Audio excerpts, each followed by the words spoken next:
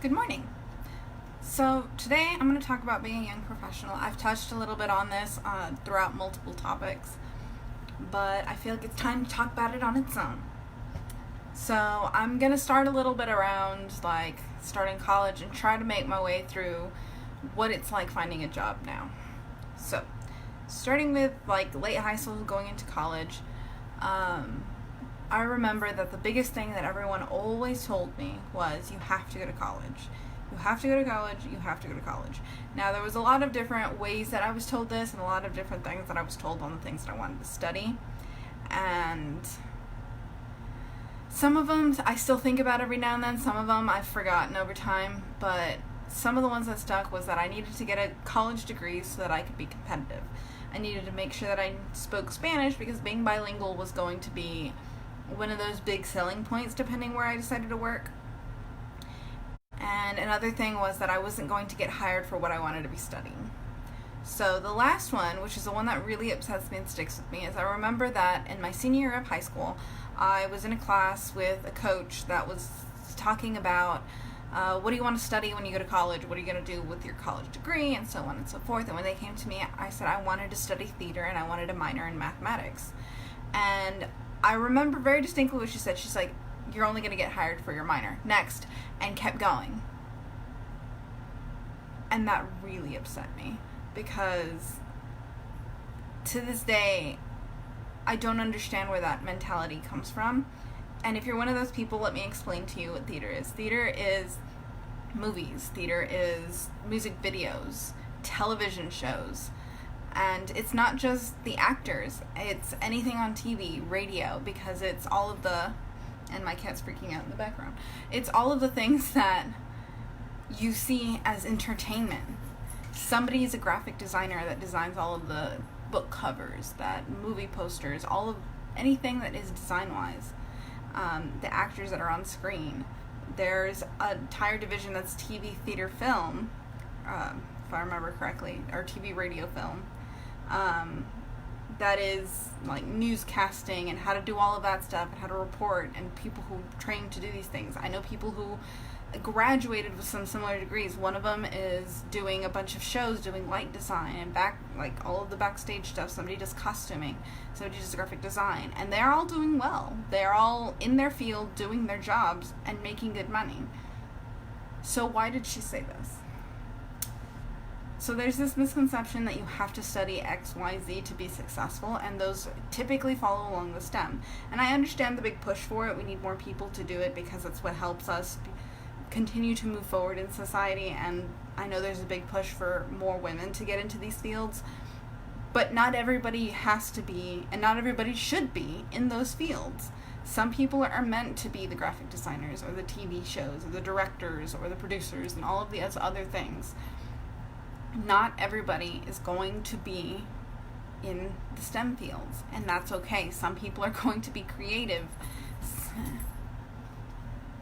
I'm sorry, I'm just distracted by this little monstrosity behind me. Yeah, this is what daily life looks like these days.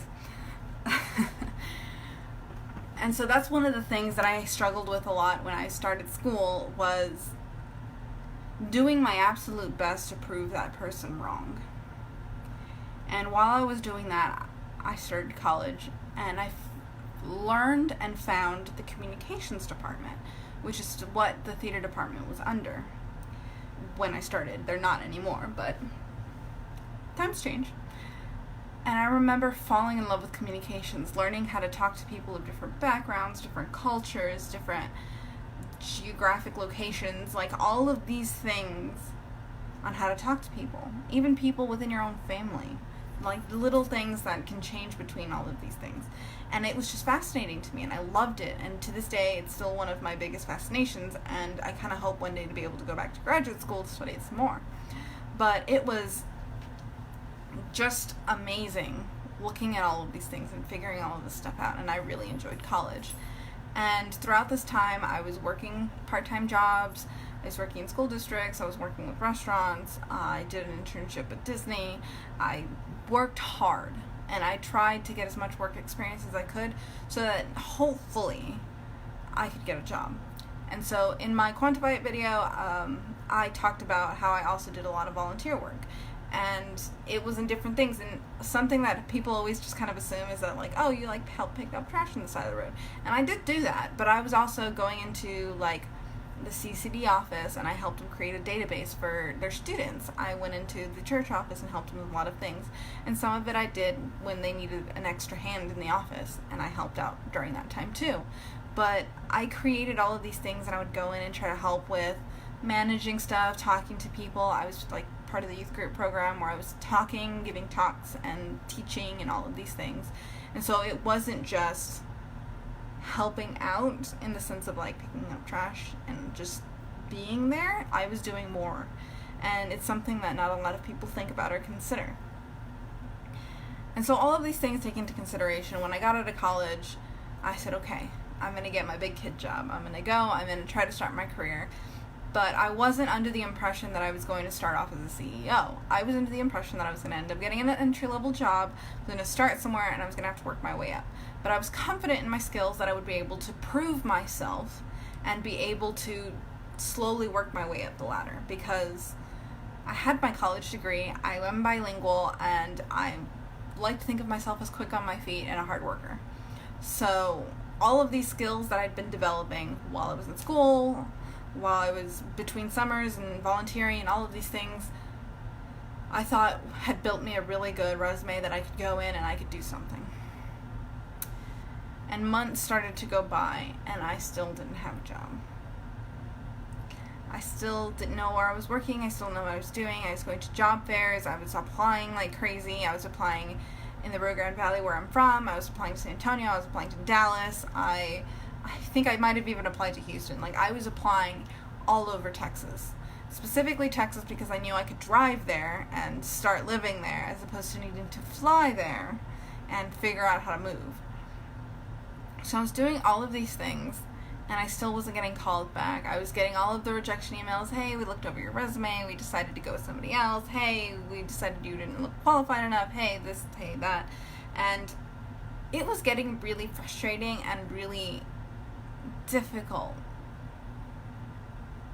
And a lot of it hurt more because I didn't have any answers. Nobody could tell me, well, if you go work here, or maybe you're starting too high, or maybe you need to go over here, or we didn't hire you because somebody else just happened to have just a little bit more of what we're looking for. You were qualified, but, you know, we picked somebody else, which is fine.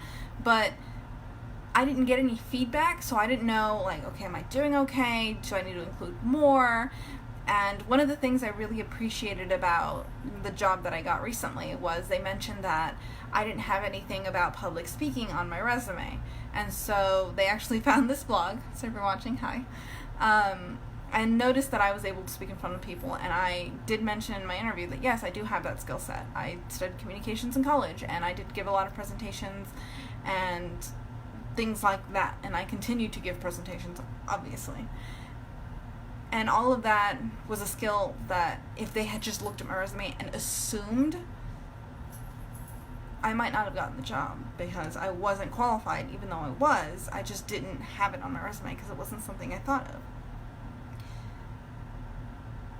So that's one thing that I really appreciate about them that I didn't get anywhere else. And I remember one place that I've applied to that when I went in for an interview, they said, we'll send you an email even if we don't pick you that says kind of more or less why we didn't pick you. And I never actually got that email. But I was really excited to hopefully get it and be able to work on something, because if I don't know what I'm doing wrong, how am I supposed to improve on it? If I don't know why you won't hire me, what am I supposed to do to get hired? And that was one of the really, really frustrating things that I figured out is kind of wrong with the system, in that we're not helping young people get jobs. We're just throwing them out there and telling them, hey, figure it out. We did. And I've never been somebody who follows that line of thought. I struggled, so now you have to struggle. Personally, I would really rather struggle and then help out other people along the way. Like, I would like to do all the struggling, figure it out, and then tell my younger sisters, hey, this is what I did and this is how it worked for me. Or tell my kids one day, you know, hey, this is what I did and this is how it worked for me. Or giving advice or trying to fix the system and make it easier. So if you're one of those, please explain it to me, because it doesn't make any sense. Why do you want to make everyone else's life more difficult because you did? Wouldn't you have appreciated it if somebody else had tried to help make your life a little bit easier? Anyway, but all of these things were making it really difficult and frustrating for me, and I wasn't getting a job. Finally, I ended up finding a job that, to this day, was probably one of the worst jobs. One of. I was hired, I got training, and I had ridiculous hours. I was expected to get up like at 4 a.m. for like a week, and then I ended up having to work an overnight shift. I ended up working almost 2 back-to-back shifts, and it was just crazy hours. I was exhausted all the time. I didn't have any time for anything else, which was frustrating, but I could live with. And then came the day that I was like, yeah, that's the last straw. I ended up getting 2 write-ups because I was considered a manager. And the people who were under me didn't perform their duties. So I got written up for it. Now, I can kind of understand if I was working with them at the time and this happened, but I wasn't.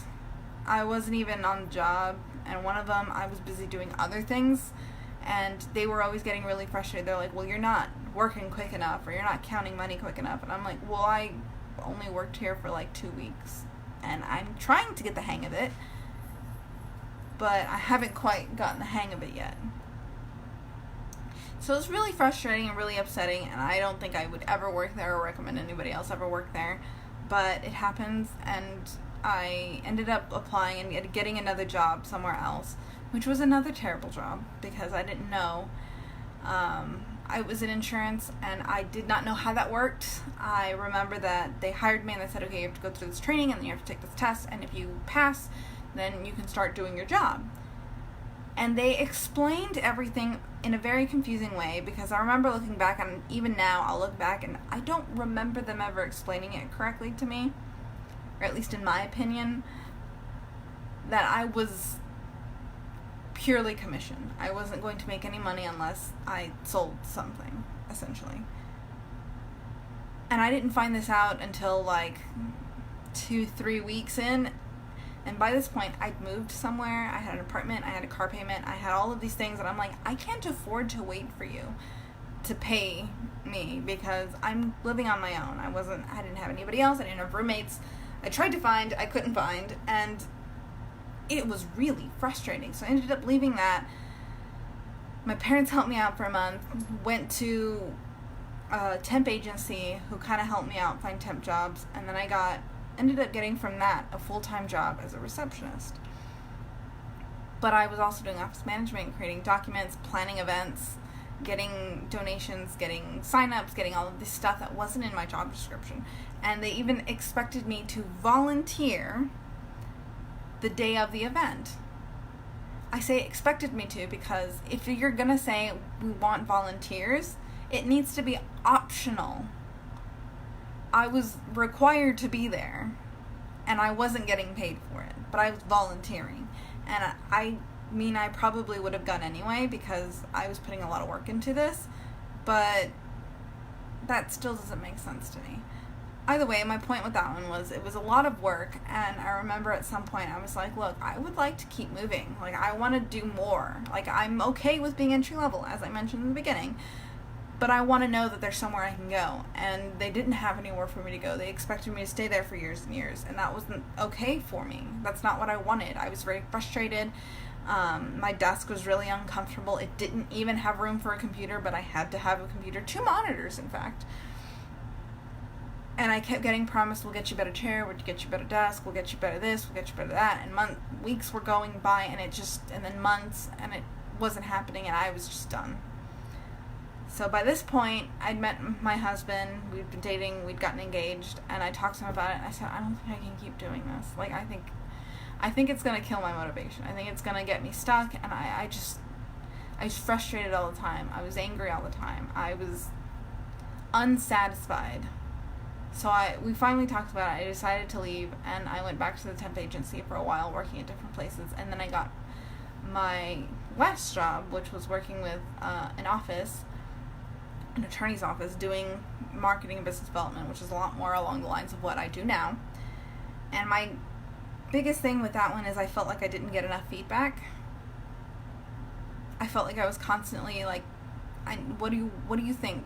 I'm usually a pretty good person at taking back feedback. Like, tell me what I'm doing wrong. Tell me what I'm doing right. Tell me what I can keep doing. Otherwise, I'm going to keep trying different things. And if I was doing what you wanted, then I'm going to stop doing it because I didn't know that's what you wanted. And it was very frustrating and it was very confusing.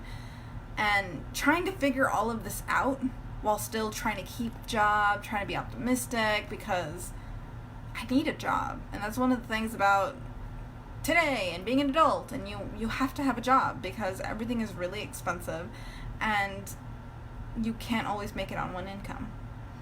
So that ended up obviously not working out in the end, and I was left in this slump of kind of leaving me to review everything that I'd gone through up to this point. And then I got mad for a while because I did everything they told me to. I went to college. I worked through college. I tried to get all the entry levels. I tried to work really hard. I was working more than 40 hours sometimes.